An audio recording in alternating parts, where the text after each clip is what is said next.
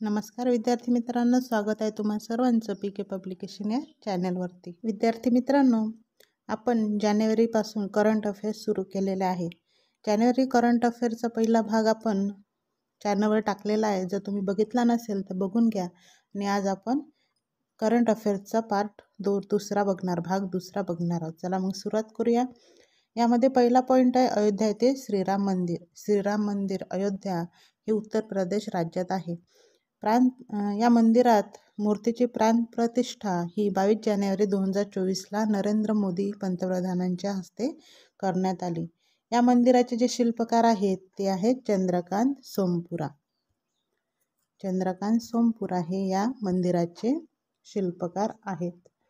रामलल्ला मूर्तीचे शिल्पकार, जी मूर्ती आपण बनवली रामलल्लाची, त्याचे शिल्पकार आहेत अरुण योगीराज, जे कर्नाटकचे आहे। आणि याकरता जो पाषाण दगड त्यांनी यूज केला तो आहे कर्नाटक राज्यातील कृष्णशिला म्हणून ओळखल्या जाणाऱ्या काड्या पाषाणापासून ती मूर्ती बनवलेली आहे।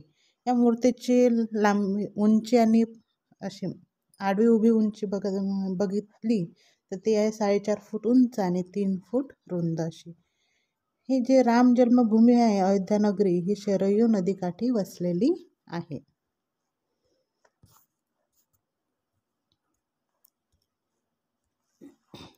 राम मंदिर निर्माण समितीचे अध्यक्ष नृपेंद्र मिश्रा आहेत। नवीन अयोध्या विमानतळ जे तयार करण्यात आलं त्याला नाव देण्यात आलं महर्षी वाल्मिकी विमानतळ। विद्यार्थी मित्रांनो, आता ज्या 2024 मध्ये होणाऱ्या एक्झाम आहे त्या दृष्टीने अतिमहत्त्वाचे प्रश्न यामध्ये चालू घडामोडीचे कव्हर केलेले आहेत। यामध्ये सर्व माहिती दिलेली आहे। तुम्ही काळजीपूर्वक वाचा, ऐका आणि लक्षात ठेवा। नवीन अयोध्येला विमानतळ बनवण्यात आलं त्याला नाव कोणतं देण्यात आलं? महर्षी वाल्मिकी विमानतळ। आणि अयोध्या शहराचं जुनं नाव काय होतं? तर साकेत नगर। साकेत नगर हे अयोध्या शहराचं जुनं नाव होतं। आता राम मंदिराचे वैशिष्ट्य बघूयात आपण। राम मंदिराचे वैशिष्ट्य म्हणजे त्याची पायाभरणी करण्यात आली होती 5 ऑगस्ट 2020ला। त्यामध्ये एकूण मजले जे आहे त्यामध्ये एकूण मजले 3 आहे, 5 मंडप आहे आणि 44 दरवाजे आहे। अति इम्पॉर्टंट भाग आहे हा। राम मंदिरामध्ये एकूण किती मजले आहेत? 3 मजले आहेत। मंडप किती आहेत? 5 मंडप आहे आणि दरवाजे किती आहेत? तर 44 दरवाजे आहेत। या मंदिराची एकूण उंची किती आहे? 161 फूट, रुंदी 235 फूट आणि एकूण लांबी आहे 380 फूट। हे सर्व लक्षात ठेवा। मंदिराचं बांधकाम 2.7 एकर क्षेत्रावर झालेलं आहे। मंदिराचं बांधकाम म्हणजे मंदिराला एकूण जागा किती मिळाली? 2.7 एकर।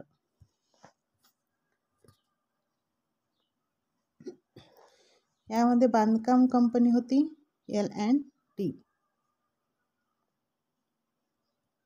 बांधकाम कंपनी होती L&T। बांधकाम सल्लागार कंपनी होती टाटा कन्सल्टन्सी। स्थापत्य रचना, जी आता हे राम मंदिर बनवलेलं आहे त्याचे जे हे आहे डिझाईन वगैरे आहे ती कशी आहे? नागर शैलीवर आधारित आहे। हा पण प्रश्न येऊ शकतो। स्थापत्य रचना कशी आहे, त्यामध्ये कोणती शैली वापरली तर कोणती आहे? नागर शैली। 22 जानेवारी 2024ला मंदिरात राम मूर्तीची प्राण प्रतिष्ठा करण्यात आली। आणि नामकरण काय करण्यात आलंय? बालक राम। बालक राम। आता राम मंदिराचा इतिहास बघूया आपण, काय होता तो। यामध्ये 1528 मध्ये मुघल सम्राट बाबरचा सेनापती मीर बाकी याने राम मंदिर पाडून बाबरी मस्जिद बांधली होती तिथे। त्यानंतर 6 डिसेंबर 1992ला राम मंदिर जागेवर बाबरी मस्जिद बांधली असा दावा करत हिंदू सेवकांनी ती पाडली 1992ला। म्हणजे ही हिंदूंची जागा आहे असं करत, इथे मंदिर होतं असा दावा करत हिंदू लोकांनी ती बाबर मस्जिद पाडली। आणि 3 एप्रिल 1993ला वादग्रस्त भागास केंद्राकडून जमीन संपादन करण्यासाठी काही क्षेत्राचे अधिग्रहण कायदा मंजूर करण्यात आला। हा जो काय म्हणजे यामध्ये वाद निर्माण झालं तर जागेसाठी, त्यामध्ये केंद्रानं मध्यस्थी करून त्यामधली काही जमीन संपादन करून त्या क्षेत्राचं अधिग्रहण कायदा मंजूर केला आणि 9 नोव्हेंबर 2019ला अयोध्येतील पूर्ण 2.77 एकर वादग्रस्त जमीन, जे त्या जमिनीचा वाद सुरू होता, ती वादग्रस्त जमीन रामलल्लाला मंजूर करण्याचा व ताबा केंद्राकडे राहील असा ऐतिहासिक निर्णय सर्वोच्च न्यायालयाने घेतला.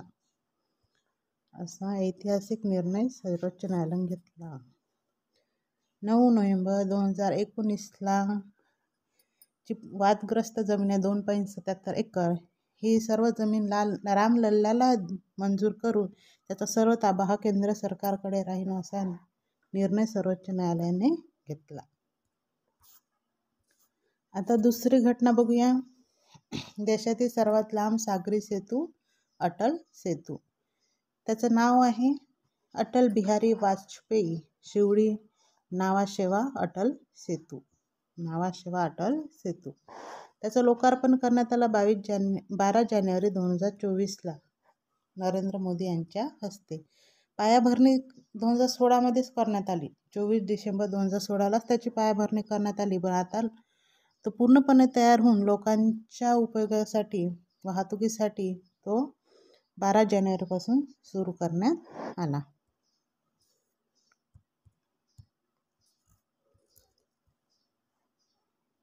त्याची एकूण लांबी आहे अटल सेतूची 21.80 किलोमीटर लांबी आणि तो 6 पदरी बनवलेला आहे. त्याची रुंदी आहे 27 मीटर, उंची 25 मीटरची आहे. सागरापासून अंतर आहे त्याचं 16 किलोमीटर आणि जमिनीवरून अंतर आहे त्याचं 55 किलोमीटर. जमिनीवरून त्याचे अंतर म्हणजे त्याची उंची आहे जमिनीपासून 55 किलोमीटर आणि सागरापासून 16 किलोमीटर अंतर आहे. देशातील सर्वात लांब आणि जगातील 10व्या क्रमांकाचा सागरी सेतू म्हणून तो ओळखला जातो. जगातील 10व्या क्रमांकाचा आणि देशातला सर्वात लांब सेतू म्हटलं तर कोणता? अटल सेतू. आता अटल सेतूची आपण वैशिष्ट्य बघूया. अटल सेतूची वैशिष्ट्ये 8.30 लाख घनमीटर कॉन्क्रीटचा वापर करून 1.20 लाख टन पोलादाचा वापर केलेला आहे. दररोज 70,000 वाहने वाहून नेण्याची क्षमता या अटल सेतूमध्ये आहे आणि हा सेतू मुंबई महानगर प्रवेश विकास प्राधिकरण यांनी बांधला. मुंबई महानगर प्रवेश विकास प्राधिकरण यांनी बांधला. यामध्ये ताशी 100 किलोमीटरच्या वेगाने वाहने सागरी सेतूवरून धावणार आहेत. म्हणजे एका तासाला तुम्ही 100 किलोमीटर यानुसार त्या सेतूवरून वाहने नेऊ शकता. 13 जानेवारी 2024ला सेतू सार्वजनिक वाहतुकीसाठी खुला करण्यात आला. आता नंतरची घटना आहे समुद्रकिनारी क्रीडा स्पर्धा 2024.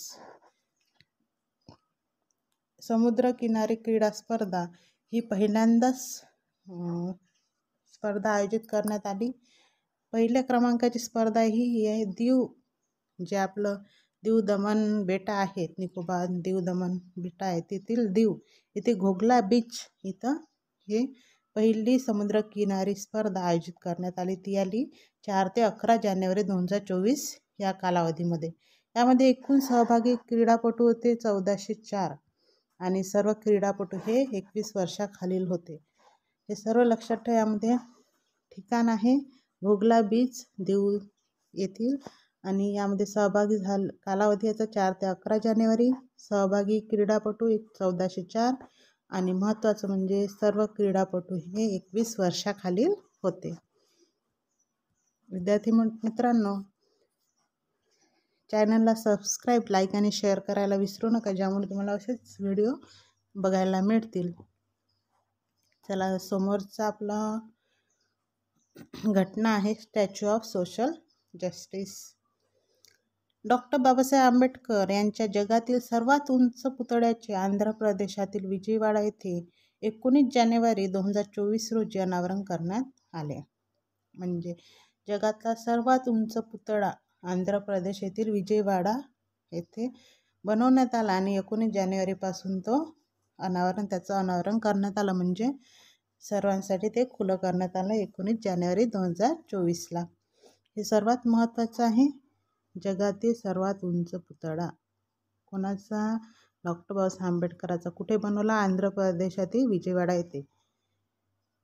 या पुतळ्याला नाव देण्यात आलं statue of social justice. Statue of social justice असे नाव देण्यात आले. त्याचे वैशिष्ट्य बघूया आपण.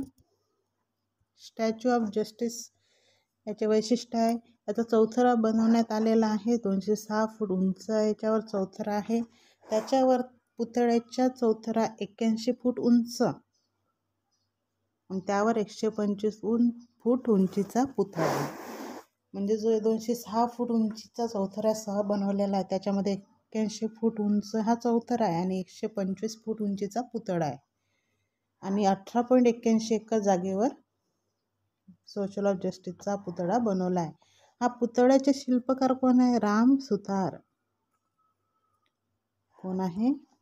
राम सुतार.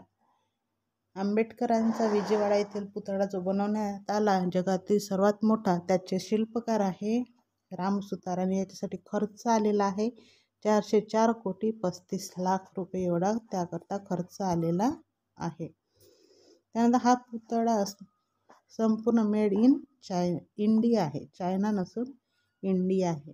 म्हणजे सर्व मटेरियल, सर्व बाबी, सर्व त्यामध्ये इंडियाच्याच गोष्टीचा वापर केलेला आहे. यानंतर जी घटना आहे, भारताचा चित्ररथ.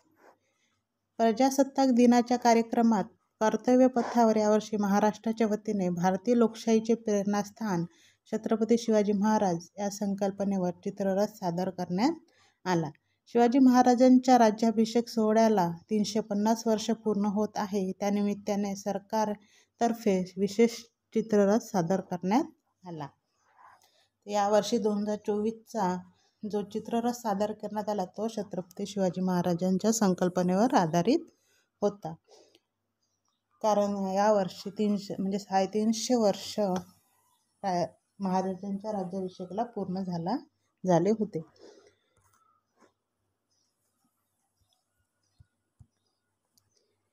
राजमाता जिजाऊ आणि छत्रपती शिवाजी महाराज यांच्या कर्तृत्वाची महती सांगणारा महाराष्ट्राचा चित्ररथ नरेश चरक आणि पंकज इंगळे यांनी तयार केला.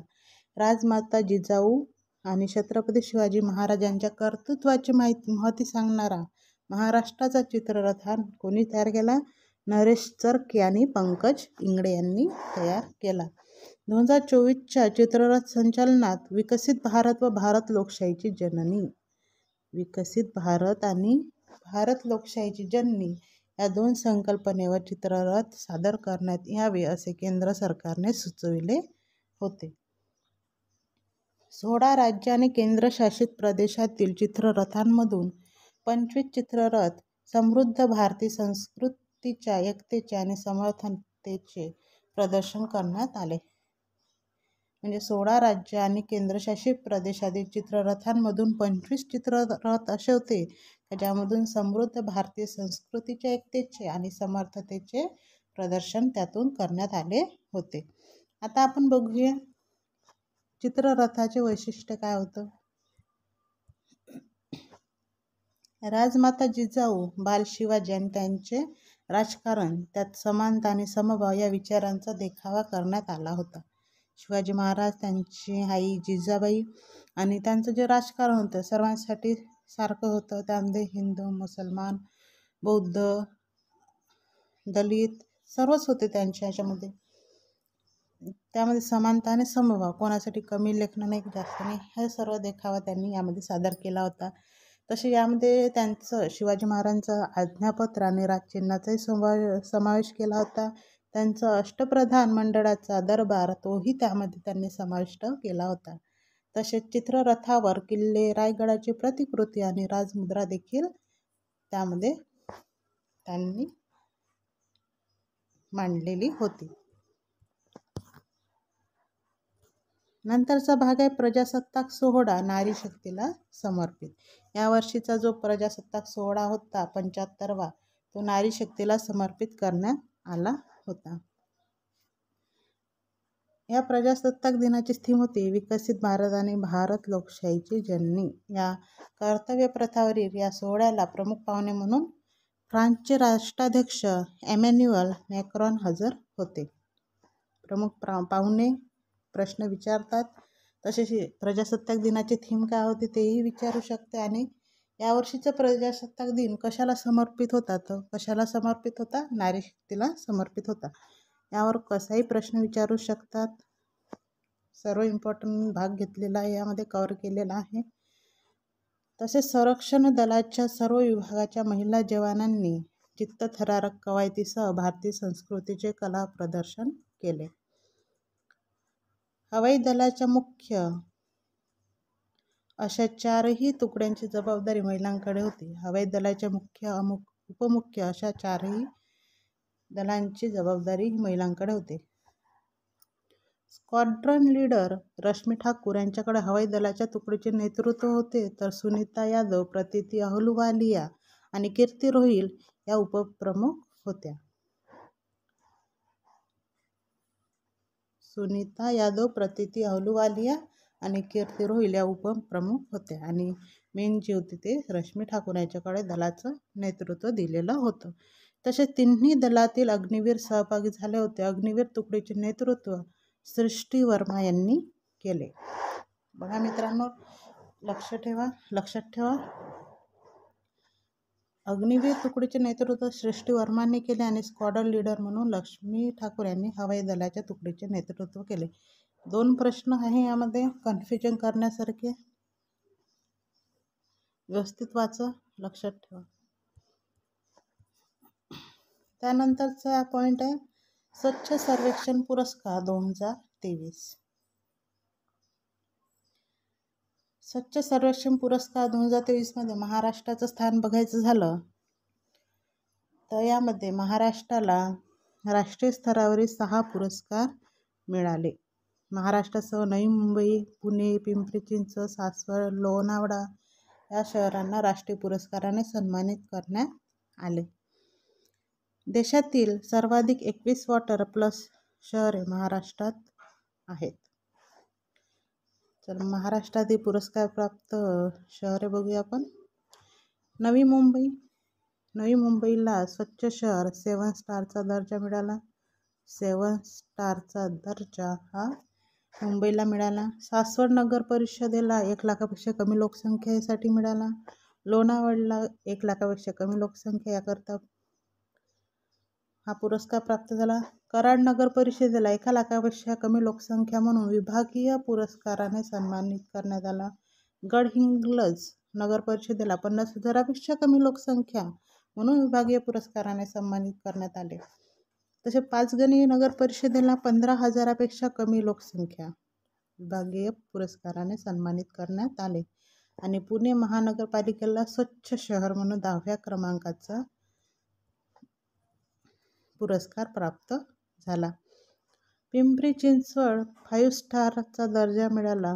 पिंपरी चिंचवडला 5 स्टारचा दर्जा मिळाला. वॉटर प्लस वॉटर मानांकन स्वच्छ शहर म्हणून 13वा क्रमांक मिळालेला आहे. 13व्या क्रमांकाचा पुरस्कार मिळालेला आहे. महाराष्ट्र हे देशात पहिल्या क्रमांकाचे सर्वात स्वच्छ राज्य ठरले आहे. तसेच स्वच्छ सर्वेक्षण 2023 मध्ये इंदूर शहराने 7व्यांदा बाजी मारली. आणि पण यावेळेस इंदोरसोबत सुरतलाही संयुक्तरित्या हा पुरस्कार देण्यात आला. म्हणजे सर्वात शहर महाराष्ट्रात नसून देशातील सर्वात स्वच्छ शहर म्हणून इंदोरला दरवर्षी 6 वेळा लगातार हा पुरस्कार प्राप्त झाला. आणि यावर्षी 7व्यांदा तो सुरतसोबत संयुक्तरित्या मिळालेला आहे. म्हणजे सर्वात स्वच्छ सुंदर शहर इंदोर प्लस सुरत. आणि स्वच्छ राज्य म्हणजे महाराष्ट्र राज्य. विद्यार्थी मित्रांनो, चॅनलला सबस्क्राईब करायला विसरू नका, ज्यामुळे तुम्हाला असेच व्हिडिओ बघायला मिळतील. आणि व्हिडिओ आवडल्यास लाईक करायला विसरू नका, लाईक आणि शेअर करायला विसरू नका. चला नेक्स्ट बघूया. नेक्स्ट पॉईंट आहे आदित्य L1, देशाची पहिली महत्त्वाकांक्षी सौर वेधशाळा आदित्य L1 6 जानेवारी 2024 रोजी तिच्या गंतव्य स्थानावर पोहोचली. देशाची पहिली सौर वेधशाळा कोणती? तर आदित्य L1. पृथ्वीपासून सुमारे 5 लाख किलोमीटर अंतरावरील लाग्रांज बिंदूवर आदित्य स्थिर करण्यात इस्रोला यश मिळाले. पृथ्वीपासून सुमारे 5 लाख किलोमीटर अंतरावरील लाग्रांज बिंदूवर आदित्य स्थिर करण्यात इस्रोला यश मिळाले. इस्रो ही आपली वैज्ञानिक काय आहे ही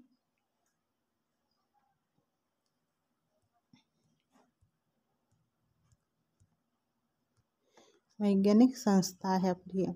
सूर्याच्या अभ्यासासोबतच अवकाशातील वातावरणाचा अभ्यास करणारी जगातील सर्वात अद्ययावत सौर वेधशाळा म्हणून आदित्य L1 कडे पाहिले जाते. त्यामध्ये मेन पॉईंट लक्षात ठेवा. त्यानंतर आहे 9वा पॉईंट, बांगलादेशात पुन्हा शेख हसीना यांची सत्ता. शेख हसीना यांच्या नेतृत्वाखाली अवामी लीगने पुन्हा बांगलादेशात सत्ता मिळवली आहे. अवामी लीग हा त्यांचा पक्ष आहे. त्या पक्षाने पुन्हा बांगलादेशात सत्ता मिळवली आहे. शेख हसीना यांनी 4थ्यांदा विजय मिळवला आहे आणि त्या 5व्यांदा पंतप्रधान झाल्या. बांगलादेशचे संस्थापक शेख मुजीबुर रहमान यांची मुलगी आहे. त्या शेख हसीना 1986 नंतर 8व्यांदा गोपालगंज म्हणजे 1986 नंतर 8व्यांदा गोपालगंज 3 मतदारसंघातून विजयी झाल्या. त्यांच्या अवामी लीगने 299 पैकी 223 जागा जिंकल्या. 62 जागा जिंकत अपक्ष उमेदवारांनी दुसऱ्यांदा स्थानावर झेप घेतली. यामधलं महत्त्वाचं एवढंच आहे, अवामी लीग हा त्यांचा पक्ष आहे. शेख हसीना पुन्हा बांगलादेशाच्या सत्तेवर आल्या. त्या मुजीबुर रहमान यांची मुलगी आहे. गोपालगंज 3 मतदारसंघातून त्या विजयी झालेल्या आहेत. बस एवढंच लक्षात ठेवायचं. यानंतरचं पॉईंट आहे BCCI अवॉर्ड 2024. BCCI अवॉर्ड हा भारतीय क्रिकेट नियामक मंडळाद्वारे दिला जातो. तो तब्बल 4 वर्षांनी यावेळेस दिला गेलेला आहे. यामध्ये CK नायडू यांना जीवनगौरव पुरस्कार देण्यात आला. तर रवी शास्त्री आणि फारुख इंजिनियर्स यांना सुद्धा हा रवी शास्त्री आणि फारुख इंजिनियर्स यांना CK नायडू जीवनगौरव पुरस्कार देण्यात आला. तसेच यामध्ये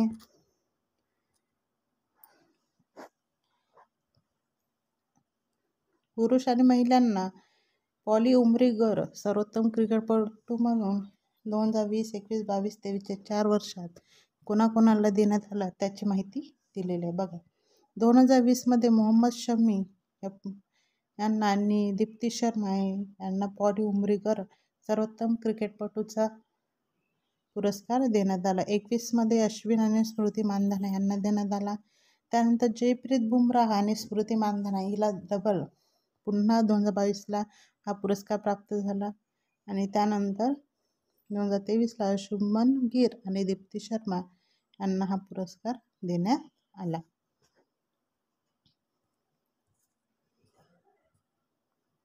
त्यानंतर आहे ICC पुरस्कार 2023. ICC पुरस्कार हे जानेवारी 2024 मध्ये जाहीर करण्यात आला. एक दिवसीय म्हणजे वन डे क्रिकेटमध्ये सर्वोत्तम फलंदाज म्हणून 4थ्यांदा विराट कोहलीची निवड करण्यात आली. ICC पुरस्कार पुढीलप्रमाणे: सर्वोत्तम क्रिकेटपटू पुरुष म्हणून पॅट कमिन्स ऑस्ट्रेलियाचा याला देण्यात आला आणि सर्वोत्तम क्रिकेटपटू महिला म्हणून इंग्लंडची नॅट सिव्हरब्रॅट